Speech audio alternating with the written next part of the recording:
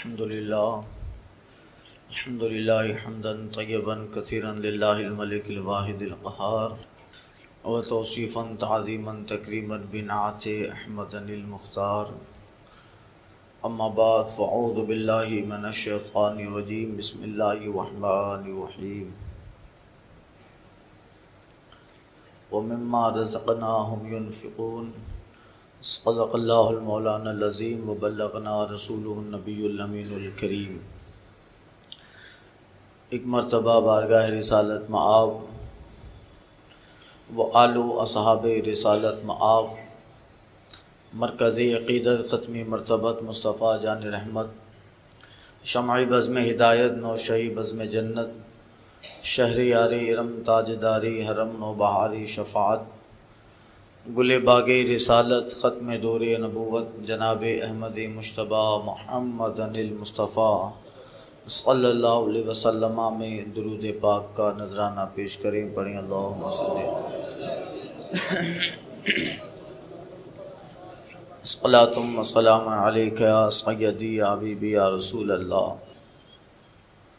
امام اہل سنت فاضل بریلوی سیدی سرکار اعلیٰ حضرت علی رحمت و رضوان فرماتے ہیں، زاہد مسجد احمدی پر درود، زاہد مسجد احمدی پر درود، دولت جیش عسرت پہ لاکھوں سلام،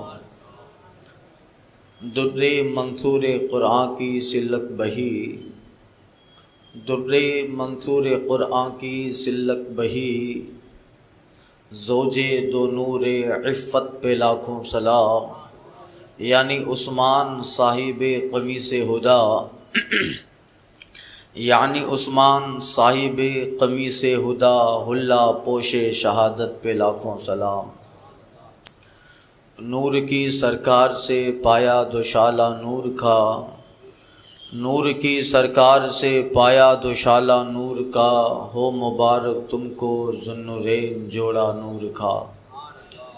حضرات، گزشتہ دن 18 ذی الحجہ یہ شہادت امیر المومنین خلیفۃ المسلمین کامل الحیاء والایمان جامع القرآن ابی عمرو عثمان بن عفان عثمانی غنی رضی اللہ تعالیٰ عنہ کی شہادت کا دن تھا۔ حضرت عثمانی غنی رضی اللہ تعالیٰ عنہ کی زندگی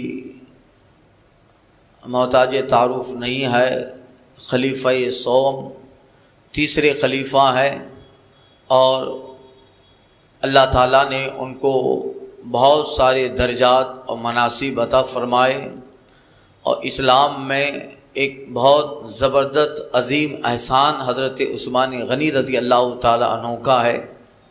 ابو بکر صدیق کے تدبر، فاروق اعظم کی قیادت، عثمان غنی کے سخاوت اور علی کی بہادری نے اسلام کی جڑوں کو مضبوط کیا ہے۔ اسلام تیری نبض نہ ڈوبے گی حشر تک، اسلام تیری نبض نہ ڈوبے گی حشر تک، تیری رگوں میں خون رواں ہے چار یار کا۔ حضرت عثمان غنی رضی اللہ تعالیٰ عنہ حضرت ابو بکر صدیق رضی اللہ تعالیٰ عنہ کے دعوت پر ایمان لے آئے، اور جس وقت ایمان لے آئے آپ کے چچا حکم بن ابو العاص وہ حضرت عثمان غنی کو ان کے ایمان لانے پر بہت مارتا، اور آپ کو زنجیروں میں جکڑ دیا، کوٹھری میں بند کیا، ظلم و ستم اور ٹارچر شروع ہو گئے، اس وجہ سے کہ تم نے کلمہ کیوں پڑھا، اپنے باپ دادا کا دین چھوڑ دیا، ابھی بھی وقت ہے، اسلام سے منحرف ہو جاؤ، اسلام سے ہٹ جاؤ۔ عثمان غنی رضی اللہ تعالیٰ عنہ نے مصطفیٰ جان رحمت کا چہرہ زیبا دیکھ لیا تھا۔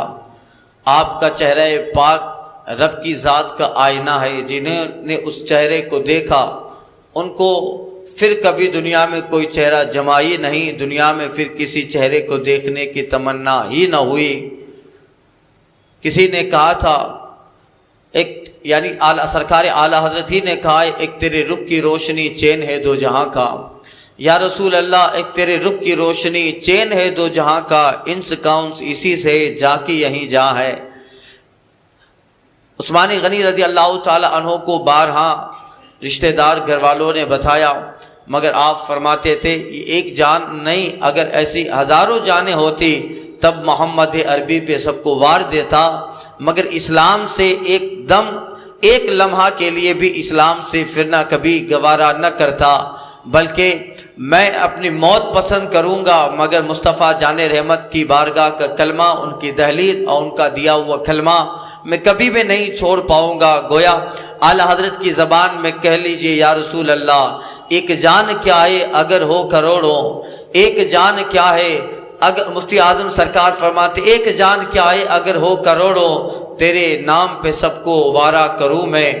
مصطفیٰ جان رحمت کی محبت ان کے دل میں گر کر گئی۔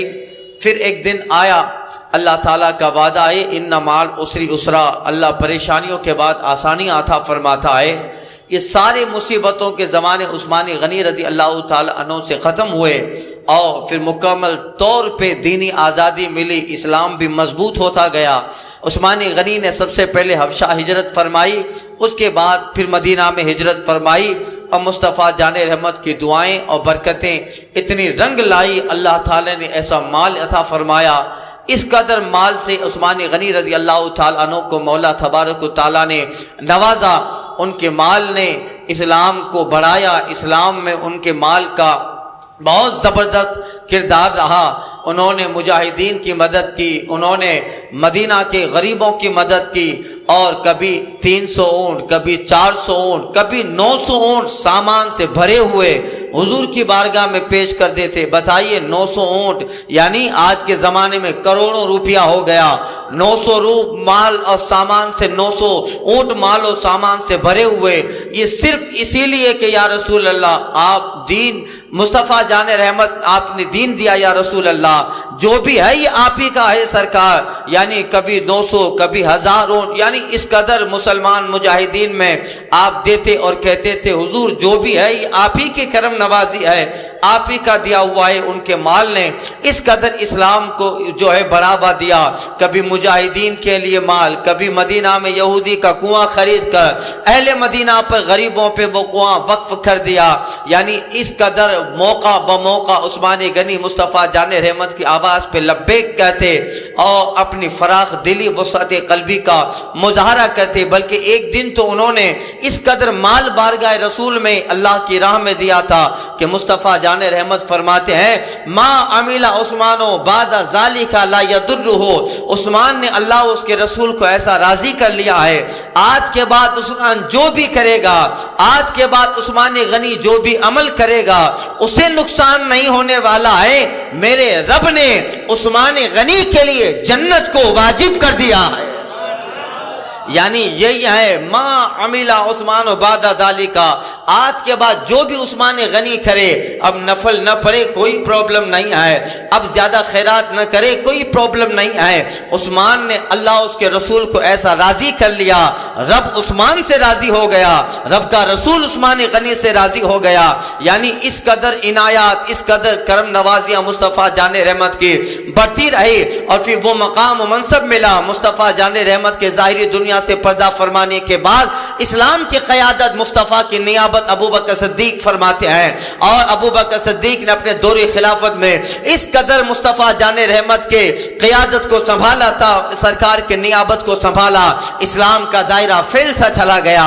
ابو بکر صدیق کا دور خلافت ختم ہوتا ہے، کچھ سالوں تک فاروق اعظم امیر المومنین بنے، اور فاروق اعظم کا رنگین دور تھا۔ اللہ اللہ، روم فتح ہو گیا، ایران فتح ہو گیا، دنیا کی مہا پاور مہا شکتیاں جن کا کبھی دماغ میں خیال بھی نہ آتا تھا ایران فتح ہو جائے، روم فتح ہو جائے۔ دنیا دو حصوں میں تقسیم تھی، آدھی دنیا ایران، آدھی دنیا روم کی طرف تھی، اور کبھی خیال نہ آتا تھا کہ یہ بھی فتح ہونے والی ہے، مگر اللہ نے عمر کے تدبر اور عمر فاروق اعظم کی قیادت کو اس قدر جو مولا نے پروان چڑھایا۔ وہ چھوٹا سا مجاہدین کا قافلہ ایران میں گیا، ایران کا بادشاہ اپنی پگڑیاں صحابہ کے قدموں میں رکھتے ہیں، روم کا بادشاہ اپنی پگڑیاں صحابہ کے قدموں میں رکھ کر اسلام اس زمین پر بھی پھیلا. یعنی فاروق اعظم کے دور خلافت میں جو اسلام ابو بکر یا سرکار کے زمانے میں جزیرۃ العرب میں لمیٹیڈ تھا، وہ اسلام عمر کے زمانے میں بادل پڑ کر دنیا کے 45 لاکھ کلومیٹر زمین پہ پھیلتا گیا. 45 لاکھ کلومیٹر زمین پر اسلام مصطفیٰ کا کلمہ پھیلا. یعنی آدھی دنیا کلمہ پڑھ کے فاروق اعظم کی قیادت میں آئی، فاروق کلمہ پڑھ کے وہ جو ہے مسلمان ہو جاتی ہے. پھر انہوں نے فاروق اعظم کا جب دور خلافت ختم ہوتا ہے، تیسرے خلیفہ کی حیثیت سے صحابہ عثمان غنی کو نامزد فرماتے ہیں. اب عثمان غنی اللہ بہت بھولے آدمی تھے. جب پہلی مرتبہ امیر المومنین بنے، ممبر مسجد نبی پر کھڑے ہوئے، مسجد نبی کے ممبر پہ خطبہ دینے کے لیے کھڑے ہوئے. عثمان غنی فرماتے ہیں نہ میں خطیب کا بیٹا ہوں، نہ ہمارے خاندان میں کوئی خطیب و مقرر ہوتا ہے. یعنی اس قدر بھولے، اس قدر حیا تھی کہ پہلی مرتبہ آج امیر المومنین بنے ہیں. فاروق اعظم کے وصال کے بعد امیر المومنین عثمان غنی بنے خلیفۃ المسلمین. پہلی مرتبہ مسجد نبی کے ممبر پہ جب کھڑے ہوتے ہیں رونے لگے، اور اس قدر ان کے اندر حیا تھی، کچھ بول نہ پائے کہ اللہ نے اگر زندگی دی تو عثمان بن عفان آگے تمہیں سناتا رہے گا، بولتا رہے گا. اللہ تعالیٰ نے ان کے زمانے میں بھی اس قدر فتح کا دروازہ کھولا. آدھی دنیا تو عمر بن خطاب کے زمانے میں کلمہ پڑھ کے مسلمان ہو گئے. جو باقی علاقے فتح تھے عثمان غنی کے زمانے میں شام فتح ہوا، مراکش فتح ہوا، آذربائیجان فتح ہوا، قبرص فتح ہوا. یعنی جو علاقہ عمر بن خطاب سے رہ گیا تھا عثمان غنی نے افریقہ اور وہاں کے جنگلوں تک مصطفیٰ جان رحمت کا کلمہ پہنچایا. مال کی ضرورتیں مال دیتے رہے، سپاہیوں کی ضرورتیں سپاہی، اور دل اللہ تعالیٰ نے اتنا مضبوط کیا تھا. ہر جمعہ کو عثمان غنی کئی ایک غلام آزاد کرتے تھے، کئی ہزار دینار خرچ کرتے تھے. ہر جمعہ کو فقیروں کی لائن لگتی تھی عثمان غنی کے دروازے پر. اہل مدینہ کے فقیر آپ کے دروازے پہ آتے، خزانہ کھول دیتے. کا دینا مصطفیٰ جان رحمت کو پسند تھا، غلام آزاد کرنا مصطفیٰ جان رحمت کو پسند تھا. خزانے کا منہ کھول دیتے، اور یہی ادائی رب تعالیٰ کو پسند آئی. قرآن میں کئی ایک آیتیں اللہ نے عثمان غنی کے سخاوت کے تعلق سے نازل فرمائی، عثمان غنی کی جس میں تعریف کی گئی. اور یہی وہ کمال، وہ منصب تھے کہ جب تک عثمان غنی خلافت میں متمکن رہے، اسلام کا دائرہ اور دنیا میں بڑھتا چلا گیا. یعنی یہ اللہ تعالیٰ نے وہ کمال جناب عثمان غنی رضی اللہ تعالیٰ عنہ کو عطا فرمایا. حضور نے کتنا بڑا کرم کیا تھا. اللہ حضور نے اپنی صاحبزادی حضرت رقیہ کا نکاح عثمان غنی سے کیا، اور ایک وقت آیا کہ حضرت رقیہ کا وصال ہو گیا. سرکار نے اپنی دوسری صاحبزادی حضرت ام کلثوم کا نکاح حضرت عثمان سے کر دیا. اب حضرت سرکار دو عالم کی اور صاحبزادی نہیں تھی، مگر مصطفیٰ عثمان غنی کی فضیلت بیان کرتے ہیں. آقا فرماتے ہیں میں نے اپنی ایک صاحبزادی رقیہ کو عثمان بن عفان کے نکاح میں دیا، دوسری صاحبزادی ام کلثوم کو عثمان بن عفان کے نکاح میں دیا. مصطفیٰ فرماتے ہیں اگر میں تیری 40 صاحبزادیاں ہوتی، میری 40 بیٹیاں ہوتی، میں ایک کے بعد ایک عثمان بن عفان کے نکاح میں دیتا رہتا. یعنی یہ پیار تھا مصطفیٰ جان رحمت کو، یہ جو ہے محبت تھی مصطفیٰ جان رحمت کو، اپنی 2 صاحبزادیاں عثمان غنی کے نکاح میں دینا. اس لیے عثمان غنی کا لقب ذوالنورین ہو گیا. 2 نور والے مصطفیٰ نور ہیں، اور رسول اللہ کی صاحبزادی بھی نور ہے، حضور کی بیٹی بھی نور ہے. ایک بیٹی حضرت رقیہ نور، دوسری بیٹی حضرت ام کلثوم نور. 2 نور حضرت عثمان غنی کے نکاح میں آئے، اس لیے آپ کا لقب ہو گیا ذوالنورین، 2 نور والے. اعلی حضرت فرماتے نور کی سرکار سے پایا دوشالہ نور کا، نور کی سرکار سے پایا دوشالہ نور کا. ہو مبارک تم کو ذوالنورین جوڑا نور کا، ہو مبارک تم کو ذوالنورین جوڑا نور کا. یعنی اللہ تعالیٰ نے تیسرے خلیفہ کی حیثیت سے حضرت عثمان غنی کا انتخاب فرمایا، اور ان کے زمانے میں فتنوں کا دروازہ بھی کھلا. مگر اللہ اپنے تدبر، اپنے حیا، اپنی ہوشیاری عقل سے عثمان غنی نے اسلام کی قیادت کو ایسا سنبھالا کہیں بھی اسلام کو ڈیمیج نہ ہونے دیا. مال ہے تو دے دو مگر مصطفیٰ کا کلمہ پہنچنا چاہیے. غلام ہے لشکریں بیچ دو مگر وہاں اسلام نہیں گھٹنا چاہیے. وہاں ایمان لانے کے بعد کوئی مرتد نہیں ہونا چاہیے. وہاں پہ کلمہ پڑھنے والوں کی تعداد ہونی چاہیے، یعنی اپنا پورا سرمایہ، اپنی پوری زندگی جب تک رہے مصطفیٰ کے کلمے کے لیے۔ مال ہے کوئی بات نہیں، مال بعد میں آ جائے گا، مگر مسلمان کبھی نیچا نہیں ہونا چاہیے، مسلمان کی مالی پوزیشن بہتر ہونی چاہیے۔ مال کا دروازہ کھولا، اسباب کا دروازہ کھولا، اونٹوں کا دروازہ کھولا، یعنی اس قدر دیتے رہے، اس قدر دیتے رہے کہ اللہ اس کا رسول ایسا عثمان غنی سے راضی ہوا۔ مصطفیٰ فرماتے ہیں کہ ہمارے چار یعنی یہ دونوں وزیر مصطفیٰ جان رحمت کے حضرت ابو بکر و فاروق اعظم ہیں۔ آقا فرماتے سب سے پہلے قبر سے میں اٹھوں گا، میرے بعد ابو بکر صدیق، اس کے بعد فاروق اعظم اپنی قبر سے اٹھائے جائیں گے۔ آقا فرماتے ہیں جب ہم قبر سے اٹھیں گے اور اٹھنے کے بعد مصطفیٰ فرماتے ہیں میں جنت البقیع میں جاؤں گا اور اہل بقیع کو آواز لگاؤں گا، اے اہل بقیع اٹھو، حشر کا میدان قائم ہونے والا ہے۔ اس وقت جنت البقیع میں سے جو سب سے پہلے اٹھے گا اپنی قبر سے وہ عفان کا بیٹا عثمان غنی ہوگا، عفان کا بیٹا عثمان غنی ہوگا۔ یعنی مصطفیٰ جان رحمت نے اس قدر مناسب اور مراتب اور مقامات حضرت عثمان غنی کے بیان فرمائے، ملا اس لیے کہ ان کے دل میں حد درجہ مصطفیٰ جان رحمت کی محبت تھی، آقا کا پیار تھا۔ اس وجہ سے سرکار نے کتنی فضیلتیں بیان فرمائی۔ ہجری 6 میں 1 ذی القعدہ ہجری 6 میں جب سرکار عمرہ کے لیے حج کے لیے تشریف لے گئے تھے اور مشرکین مکہ شریف میں ابھی تک مکہ فتح نہ ہوا تھا، سرکار صلی اللہ علیہ وسلم ذوالحلیفہ ایک مقام ہے، میقات ہے، وہاں سرکار صلی اللہ علیہ وسلم ٹھہرے اور قبیلے خزاع کے ایک آدمی کو بھیجتے ہیں کہ جاؤ مکہ کے حالات دیکھ کے آؤ، ہم مکہ شریف جا رہے ہیں حج عمرہ کرنے کے لیے، کہیں وہاں کے حالات کیسے ہیں، دیکھو مشرکین کا ارادہ کیا ہے۔ وہ آدمی آیا خبر دیتا ہے کہ حضور مزاحمت کا ارادہ ہے، یعنی ہم جائیں گے تو کفار مشرکین مکہ کا ارادہ ہے، ہمیں ضرور روکیں گے۔ پھر سرکار دو عالم صلی اللہ علیہ وسلم نے عثمان غنی کو بھیجا کہ جاؤ حالات مکہ کے معلوم کر کے آؤ۔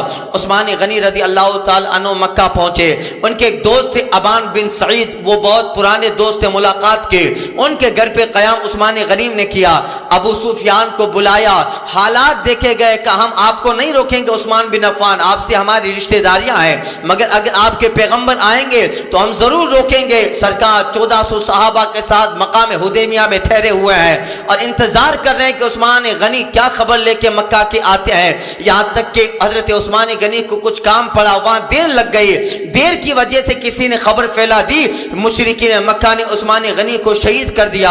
اللہ اللہ، جیسے ہی یہ خبر حدیبیہ کے مقام پہ سرکار کے ساتھ 1400 صحابہ ان تک پہنچتی ہیں، مصطفیٰ جان رحمت صحابہ نے افسوس کیا، آقا علیہ الصلوۃ والتسلیم 1400 صحابہ سے بیعت لیتے ہیں، سمرتھن اس بات کا لیتے ہیں کہ جب تک قتل عثمان کا بدلہ نہ لیں گے واپس مدینہ میں جائیں گے نہیں، اور سرکار نے 1400 صحابہ سے بیعت لی تھی، بتاؤ میرے ہاتھ پہ ہاتھ رکھ کے بیعت کرو۔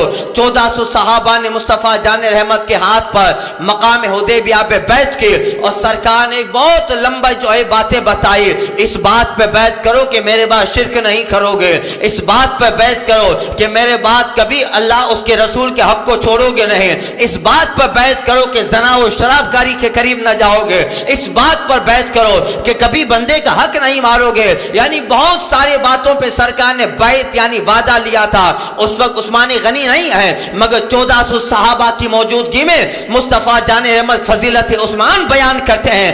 آقا نے ان صحابہ کرام کے سامنے اپنا سیدھا ہاتھ اونچا کیا کہ اے صحابہ تم نے تو اپنا ہاتھ میرے ہاتھ پہ رکھ کر بیعت کی، میرا عثمان یہاں پہ نہیں ہے۔ سرکار نے اپنا ہاتھ اونچا کیا، اپنا سیدھا ہاتھ سرکار دائیں ہاتھ اونچا کرتے ہیں اور آقا فرماتے ہیں یہ عثمان کا ہاتھ ہے، اور اس ہاتھ کو سرکار نے دوسرے ہاتھ پہ رکھا کہ لو اب عثمان بن عفان کی بیعت بھی مصطفیٰ نے کر لی ہے، عثمان بن عفان کی بیعت بھی مصطفیٰ نے کل، اس کو بیعت رضوان کہا جاتا ہے، یعنی سرکار کا یہ کہ حضرت مصطفیٰ جان رحمت نے اپنا ہاتھ عثمان کا ہاتھ قرار دیا۔ بتائیے کتنی بڑی فضیلت ہے، یہ مقام منصب اللہ تعالیٰ نے حضرت عثمان غنی رضی اللہ تعالیٰ عنہ کو عطا فرمایا۔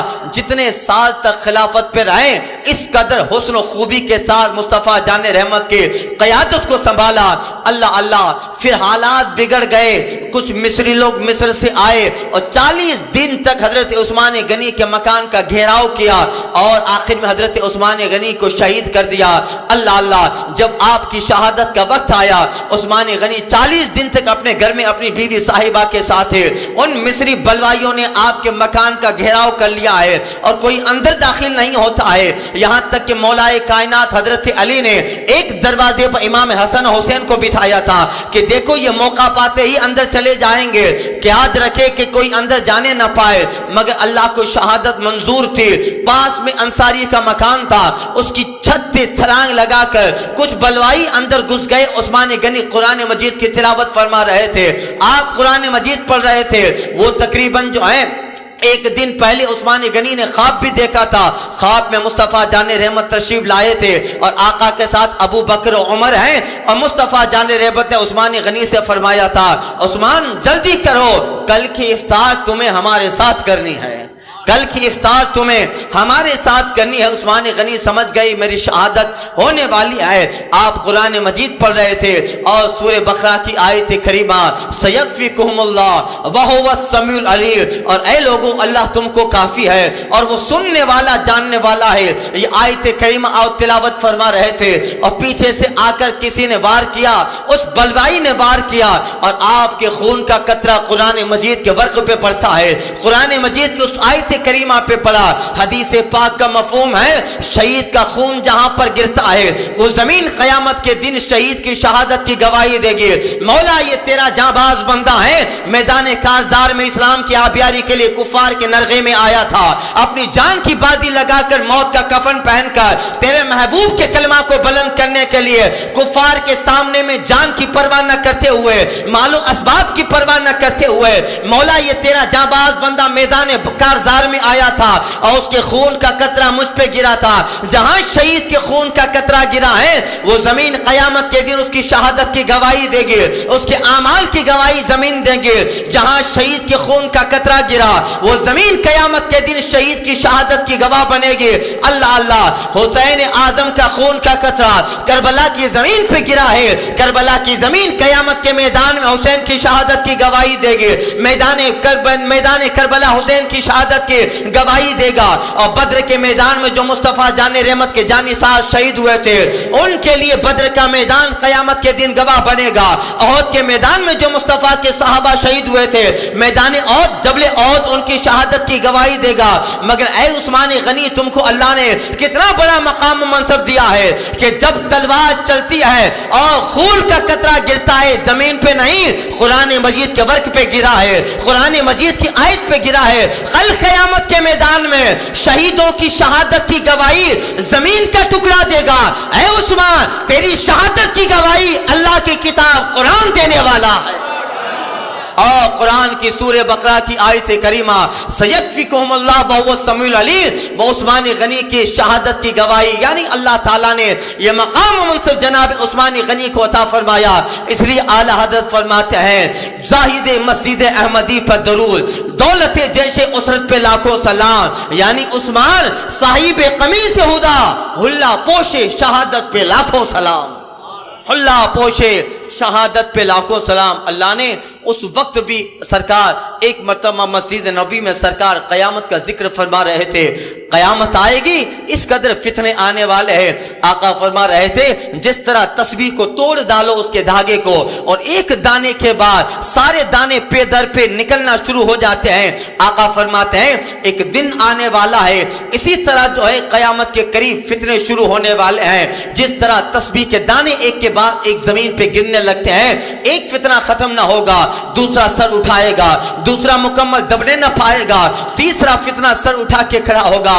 آج شاید ہم اسی دور سے جی رہے ہیں، طرح طرح کے عقیدے، طرح طرح کے عقیدوں میں بگاڑ پیدا ہوتا جا رہا ہے، ہمارے ہی اندر چولا پہن کر، ہمارے ہی جبے و کرتے پہن کر، کبھی وہابی ہوئے، کبھی تبلیغی ہوئے، کبھی دیوبندی ہوئے، رافضی ہوئے، شیعہ ہوئے، ایک طرف تو اسلامی لباس پہن کر اسلام کا نام لے کر اسلام کو بدنام کرنے کی کوشش ہے، دوسری طرف فلسطین پہ ظلم و सितम अलग हो रहा है, शाम पे जुल्म और सितम अलग हो रहा है। यहूदियत ने सारा सरमाया इस्लाम के खिलाफ लगा दिया, सलीबी ताकतों ने सारा सरमाया इस्लाम के खिलाफ लगा दिया। यानी जहां मौका मिलता है इस्लाम की जड़ों को काटने की फिक्र। डॉलर लगा दो मगर इस्लाम नहीं फैलना चाहिए, पाउंड लगा दो मगर इस्लाम न फैलना चाहिए। दुनिया के सारे सलीबी ताकतें इस्लाम के खिलाफ, दुनिया की सारी सहूनी ताकतें इस्लाम के खिलाफ। बस यही है कि मोहम्मद अरबी का कलमा न फैले। ये तो करम रब तबारक व तआला का है, अल्लाह ने कुरान मजीद में इस्लाम की हिफाजत का जिम्मा लिया है। शायद दुनिया में मुसलमान न रहे मगर इस्लाम क़यामत तक दुनिया में लेने वाला है। नहनु नज़्ज़लना ज़िक्रा व इन्ना लहु लहाफ़िज़ून। महबूब हमने आप पे कुरान उतारा है और क़यामत तक कुरान आपकी किताब बन के रहेगा। क़यामत तक दुनिया में कुरान रहने वाला है। जब कुरान रहेगा क़यामत तक इस्लाम रहेगा, क़यामत तक मुस्तफ़ा जान रहमत का कलमा रहेगा। कभी कभी मुल्क का हालत खराब हो जाए और किसी जगह खबर आती है कि 10 मारे गए, 10 मारने से इस्लाम खत्म हो जाएगा। अल्लाह ने इस्लाम की फितरत में लचक दी है। अगर हिंदुस्तान में 10 मारे जाएंगे, अफ्रीका की रिपोर्ट पढ़ लो, रोजाना सैकड़ों कलमा पढ़ के मुस्तफ़ा के दायरे में आते हैं। रोजाना लोग मुताला करके कलमा पढ़ रहे हैं। अगर किसी यूपी के इलाके में 2 मुसलमान मारे जाते हैं, अफ्रीका का गोरा कलमा पढ़ के मोहम्मदी बन रहा है, अमेरिका का ईसाई कलमा पढ़ के मोहम्मदी बन रहा है। यानी इस्लाम का ये बढ़ता हुआ सैलाब कभी भी रुकने वाला नहीं है। अल्लाह ने महबूब आजम से वादा फरमाया है, इज़ा जाअ नस्रुल्लाह, ऐ महबूब अल्लाह की फतेह आ गई। इज़ा तदखुलून अन्नास फी दीनिल्लाहि अफ़वाजा, महबूब आप देखने वाले हैं आपका इस्लाम जो अरब में महदूद है दुनिया के चप्पे चप्पे पे फैलेगा और आप देखोगे यदखुलून अन्नास फी दीनिल्लाहि अफ़वाजा, लोग फौज दर फौज क़यामत तक इस्लाम में दाखिल होते जाएंगे। तो ये कुरान का वादा है, हर आने वाले ज़माने में इस्लाम का दायरा बढ़ता चला जाएगा। इस्लाम को अल्लाह ताला बढ़ता रहेगा। इस्लाम का सूरज कभी भी धीमा नहीं होने वाला है। उसकी रोशनी हर ज़माने में और चमकीली और उसकी शुआएं बढ़ती जाएगी। इस्लाम की फितरत में कुदरत ने लचक दी है, इस्लाम की फितरत में कुदरत ने लचक दी है। जितना दबाओगे उतना ही उभरेगा। इस्लाम तेरी नब्ज़ न डूबेगी हश्र तक, तेरी रगों में खून रवाएं शहीदे यार खा। ये मुस्तफ़ा जान रहमत के सहाबा ने और बिलखुसूस उस्मान गनी ने इस तरह संभाला। सरकार सल्लल्लाहु मुस्तफ़ा जान रहमत के सहाबा ने इस तरह संभाला। आका फितनों का जिक्र फरमा रहे थे, यानी हम लोग उसी दौर से गुजर रहे हैं ना। आज हमारी मस्जिदें वीरान हो गए, एक तरफ हम खुद अमल से गाफिल हो गए, हम खुद मुस्तफ़ा जान रहमत के तरीके से गाफिल हो गए।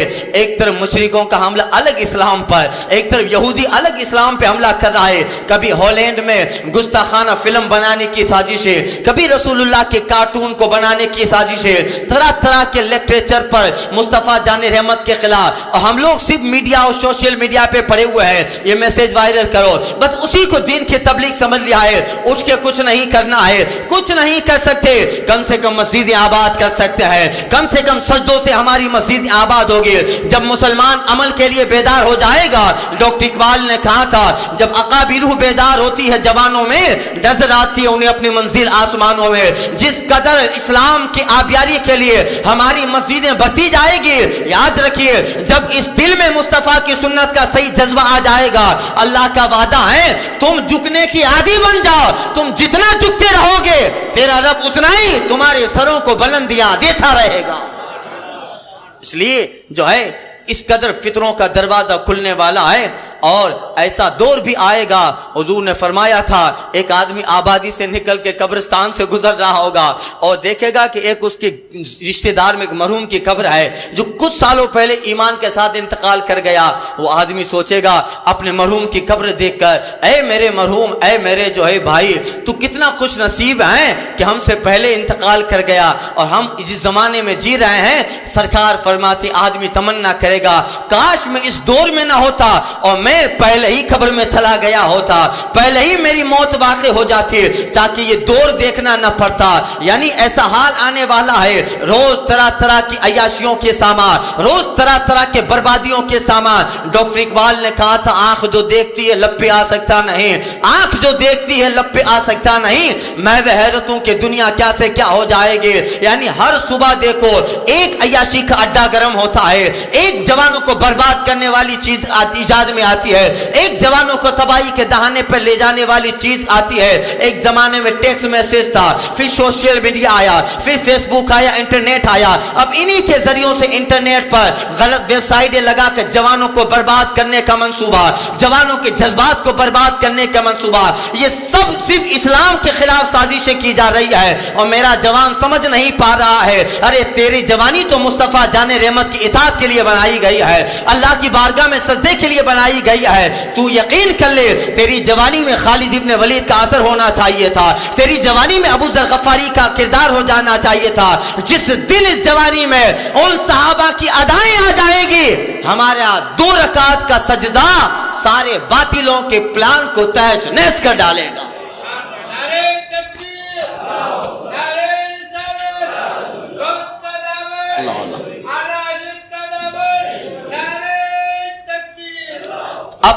सरकार आखिरी बात अर्ज कर, सरकार बयान फरमा रहे थे, इस तरह फितने आने वाले हैं। आका फरमाते युस्बिहु मोमिन व युमसी काफिरा, सुबह आदमी उठेगा तो मोमिन होगा, शाम को काफिर हो जाएगा। सुबह उठेगा मोमिन होगा, शाम को काफिर हो जाएगा। पता ही नहीं चलेगा कि जबान से कलमा कुफ्र बक दिया है, तिजारत करता है, धंधा करता है, लोगों से मिलजुल है, और बातों ही बातों में कलमा कुफ्र बोल देता है, बातों ही बातों में कुफरी कलमा बोल देता है। उसको पता भी नहीं चला ईमान उसका चला गया, उसको पता ही नहीं चला उसका रिश्ता ईमान से टूट गया।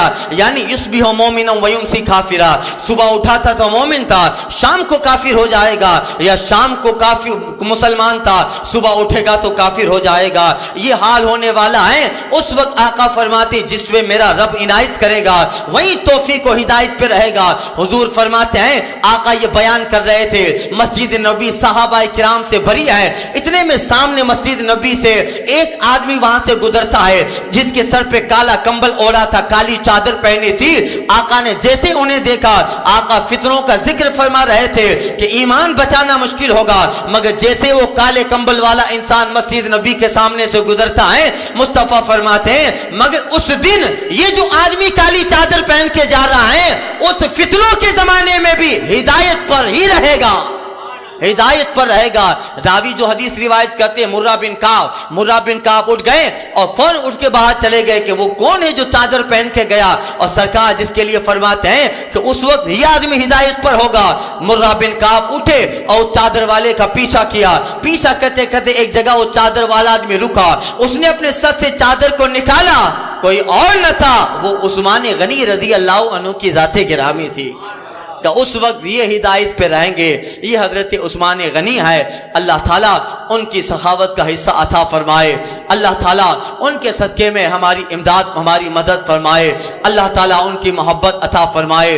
जाहिद मस्जिद अहमदी पर दरूद, दौलत जैसे उसरत पे लाखों सलाम, दुर्रे मंसूर कुरान की सिल्लक बही, जोजे दो नूर इफ़्फ़त पे लाखों सलाम। यानी उस्मान साहिब कमीस हुदा, हुल्ला पोशे शहादत पे लाखों सलाम। नूर की सरकार से पाया दुशाला नूर का, हो मुबारक तुमको ज़ुन्नुरैन जोड़ा नूर का। आज उस्मान गनी जन्नतुल बकी में आराम कर रहे हैं। अल्लाह ताला उनके कब्र पर रहमत व अनवार की बारिश अता फरमाए, अब्र करम उनके मरकत पे गौर बारी करे, हश्र तक शानी करीमी नाज बरदारी करे।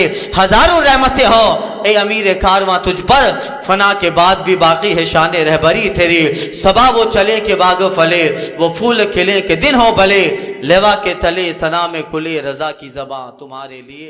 अस्सलाम।